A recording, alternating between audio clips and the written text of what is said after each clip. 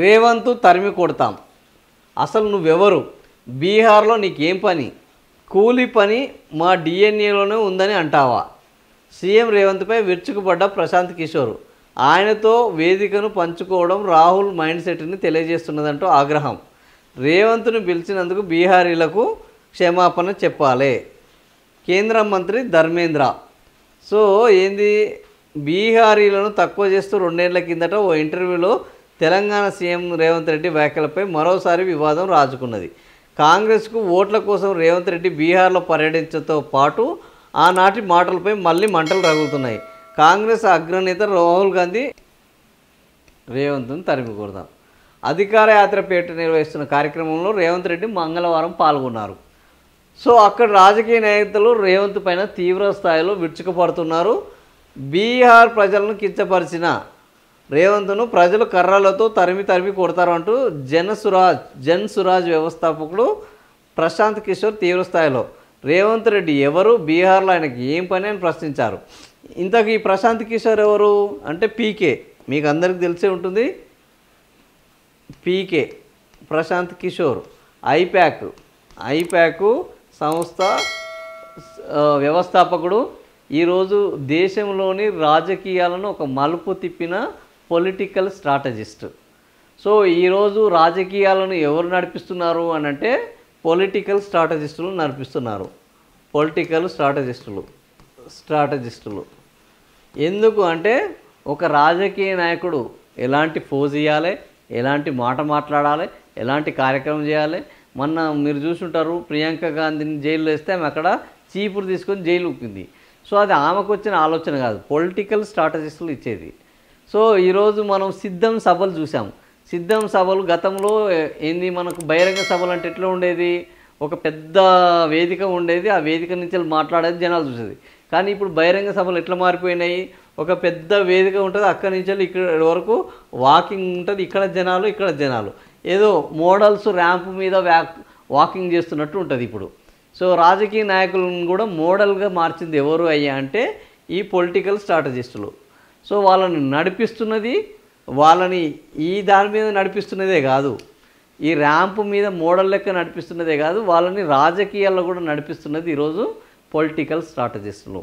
ఎందుకు అనంటే రాజకీయ పార్టీలు రాజకీయ నాయకులను తయారు చేయడం మానేసినాయి. ఫస్ట్ థింగ్, రాజకీయ నాయకుల్లో చాలామందికి సిద్ధాంతాలు, చట్టాలు, జనాల మీద ఆలోచనల మీద అవగాహన లేదు. రెండోది, ఒక రాజకీయ నాయకుడు ఆ నియోజకవర్గం నుంచి వెళ్ళి పోటీ చేస్తున్నప్పుడు ఆ నియోజకవర్గం గురించి కనీస అవగాహన అతనికి ఉండదు. మూడోది, సో మరి ఇవన్నీ ఉండకపోయినా ఆయన ఎట్లా గెలుస్తున్నాడు, ఏ విధంగా పనిచేస్తున్నాడు అని అంటే ఇక్కడ ఈ పొలిటికల్ స్ట్రాటజిస్టు వస్తాడు, అక్కడ ఒక సర్వే చేస్తాడు. సర్వే చేసి ఆ నియోజకవర్గంలో జనాలు ఏమనుకుంటున్నారు, ఏం కోరుకుంటున్నారు, ఆ కోరికలకు అనుగుణంగా ఎలాంటి హామీలు ఇవ్వాలి, ఆ హామీలను ఎలా అంటే ఈ రాజకీయ నాయకుడి యొక్క ఎజెండాను ఈరోజు ఎవరు అయ్యా అంటే ఈ పొలిటికల్ స్ట్రాటజిస్ట్ నిర్వహిస్తాడు. సో ఆ విధంగా ఈరోజు మనం చూస్తే ప్రశాంత్ కిషోర్ అన్నటైన పీకే అన్నటైన మోడీకి పనిచేస్తాడు. ఫస్ట్ ఈరోజు మోడీ ప్రధాని అయ్యి 11 ఏళ్ళు కొనసాగడానికి ప్రధాన కారకుడు ఎవరయ్యా అంటే ఈయన ప్రశాంత్ కిషోర్. సో మోడీ కోసం చేశారు, జయలలిత కోసము చేశాడు, ఆ తర్వాత ఎవరి కోసము చేశాడు, మన మమతా బెనర్జీ కోసం చేశాడు, ఆ తర్వాత యోగి కోసం పనిచేశాడు, ఆ తర్వాత ఈయన కోసం ఎవరి కోసము ఇప్పుడు నితీష్ కుమార్ కోసం పనిచేశాడు, కేజ్రీవాల్ కోసము. సో ఇట్లా ఈ దేశంలో ఉన్న ప్రధాన నాయకుల యొక్క వాళ్ళ విజయాల్లో చంద్రబాబు కోసం కూడా లాస్ట్ టైం చంద్రబాబు కూడా ఐప్యాక్ వాళ్ళతోటి కలిసే పనిచేయడం జరిగింది. ముఖ్యంగా జగన్, అందరికంటే ఎక్కువ జగన్ కోసం వరుసగా 5 ఏళ్ళ పాటు ఆయన కష్టపడ్డాడు. ఆయన టీంలను పెట్టాడు. జగన్ సిద్ధం సభలకు వాళ్ళ రూపకర్తలు. జగన్ అంతకుముందు పాదయాత్రకు ఈ పీకేనే రూపకర్త.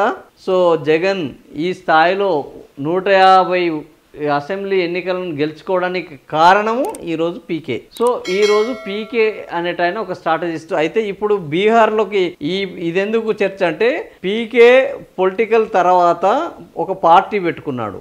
అది ఏం పార్టీ అంటే జనసురాజ్ జన్సురాజ్ అనే పార్టీని పెట్టుకున్నాడు. ఈ పార్టీ ద్వారా ఇప్పుడు బీహార్లో ఆయన కూడా రాజకీయాల్లో కీలక పాత్ర పోషిస్తున్నాడు. ఆ బీహార్లో కాంగ్రెస్ పార్టీకి అనుకూలంగా ఈరోజు రేవంత్ రెడ్డి ప్రచారం చేయడము, అక్కడ నేతగా బీహార్లో ఆయన రేవంత్ రెడ్డికి వ్యతిరేకంగా మాట్లాడడం ఈరోజు సెన్సేషనల్గా మారింది. సో బీహార్ అసెంబ్లీలో ఈరోజు ఇది జరుగుతున్నది.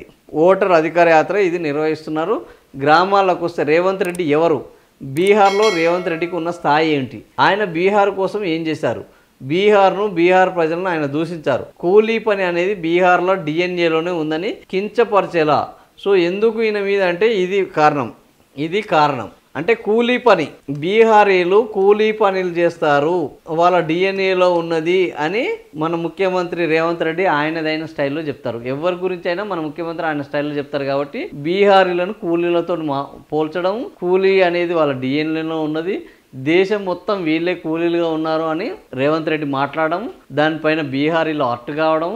అది ఎందుకు అంటే ఈయన పీకే అన్నట్టు ఆయన దేశంలో ఎక్కడ ఎవరు ఏం మాట్లాడుతున్నాడో ఎప్పటికప్పుడు నిరంతరం గమనిస్తుంటారు. కాబట్టి ఈరోజు బీహారీల గురించి రేవంత్ రెడ్డి చేసిన వ్యాఖ్యలను మళ్ళా తెర మీదకి తీసుకొచ్చి రేవంత్ రెడ్డిని తరిమి కొడతాము, అసలు నువ్వెవరు మా దగ్గరికి, బీహార్కు నీకు ఏంటి సంబంధము అని ఈరోజు ఆయన ప్రశ్నించడం జరిగింది. రాహుల్ గాంధీ క్షమాపణలు చెప్పాలి. ఓటరు అధికార యాత్రలో పాల్గొనడానికి రేవంత్ రావడం పైన కేంద్ర మంత్రి బీజేపీ అగ్రనేత ధర్మేంద్ర ప్రధాన్ తీవ్ర స్థాయిలో మండిపడ్డారు. బీహార్ను కించపరిచేలా వ్యాఖ్యలు చేసిన రేవంత్ను బీహార్కి ఎలా ఆహ్వానిస్తారని రాహుల్ను నిలదీశారు.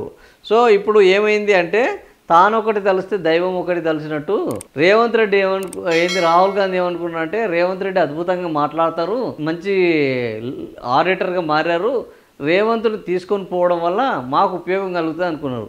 కానీ అది వాళ్ళకు ఉపయోగం కలగకపోగా రేవంత్ మీద విమర్శలు పెరిగి ఆయనతో క్షమాపణలు చెప్పించాల్సిన పరిస్థితి ఏర్పడ్డది.